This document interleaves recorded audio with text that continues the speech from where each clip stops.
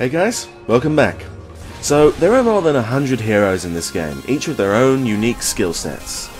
Now, the hardest part of this game, the heavy lifting so to speak, is that you need to know not only what your hero does, but you need to know what your enemy heroes do. Because if you don't know what your enemy skills do, they're going to constantly catch you off guard, and you're just going to be always ambushed by them. Now, there's no easy way of learning the skills and spells except for playing. So use bot games to learn new heroes and to get yourself familiar with at least a portion of these abilities. Now, 5 players in a team fills 5 positions with their heroes, depending on the farming priority of course. So farming means collecting gold over creeps, neutral camps and so on and so forth. Now position 1 of your team is usually called the carry.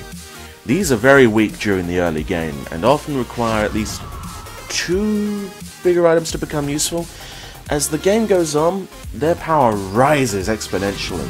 Some of them might need 3 or even 4 items, but once fully armed, almost nothing can stop them. This is the most popular role as it has priority in everything. Gold, the kills, special items, and the Aegis and so on.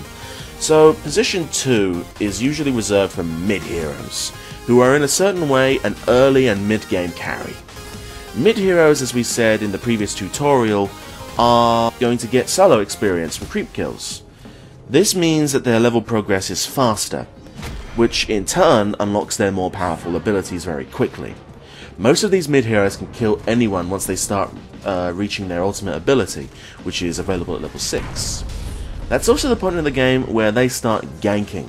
Now ganking means going from their mid lane to the side lanes in order to kill unsuspecting enemies who are too far from the base or are being set upon by your teammates.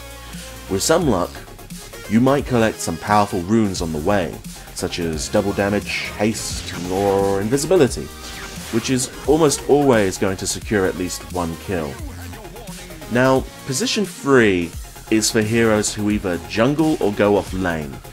Certain heroes can jungle from level 1, such as Enigma or Nature's Prophet, while certain heroes have abilities to compete against the enemies in their safe lane.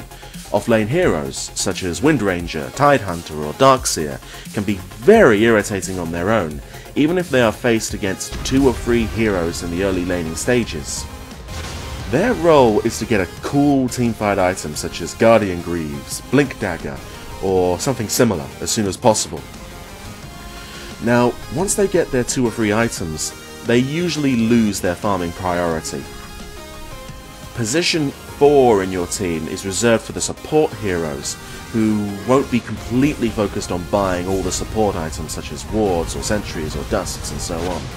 They can usually help with those, but they will get a bigger priority in experience and gold than position 5. Usually this is due to a huge increase in their damage output once they get their item.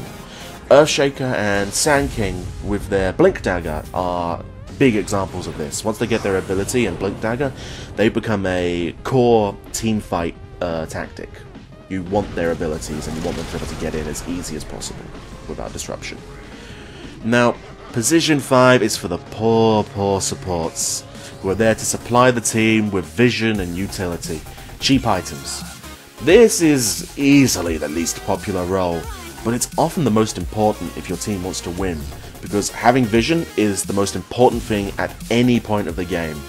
Heroes at position 5 usually don't need that much experience in gold. They simply need to unlock a few of their skills and that's it. For example, Dazzle is a popular position 5 support since his best spell, Shallow Grave, is great even at level 1. But for now, that's it guys. Thank you so much for watching, and we'll see you in the next video. Stay tuned. Until then, see you later.